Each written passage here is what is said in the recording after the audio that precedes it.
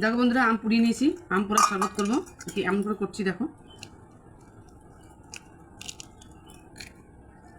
আমটাকে ছাড়িয়ে নিলাম। এই দেখো পেস্ট করবো বলে এখানে নিয়ে নিচ্ছি সব। আমরা এখানে কম লোক আছে তাই মা 2টো আম দিয়েছে, তোমাদের লোক বেশি থাকলে তোমরা বেশি আম নিতে পারো। এই আম পোড়া শরবতটা গরমকালে খেতে খুবই ভালো লাগে, তাই না? এটা তো খুবই খুবই লোকে খায়, আর এটা খুবই উপকারীও। এই আম পোড়া শরবতটা তোমরা সেদ্ধ করেও করতে পারো, আবার পুড়িয়েই করতে পারো। পুড়িয়ে করলে বেশি ভালো লাগে। আমরা পুড়িয়ে করাটা বেশি ভালো খাই আর আমাদের বেশি ভালো লাগে। দেখো আমটা আমি পুরো ছাড়িয়ে নিয়েছি, এবার দিচ্ছি চিনি আর দেবো লবণ, বিট লবণ। এবার আমি এটা পেস্ট করে নিয়ে আসবো জল দিয়ে। দেখো এটা হয়ে গেছে পেস্ট করা। এটা কিন্তু ছাকতে লাগে না, এটা এরকম, এটা ছাকতে লাগে না।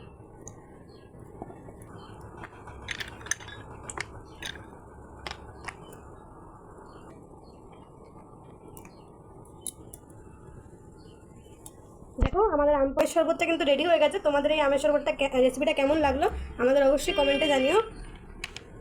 আজকের জন্য এটুকুই, টাটা।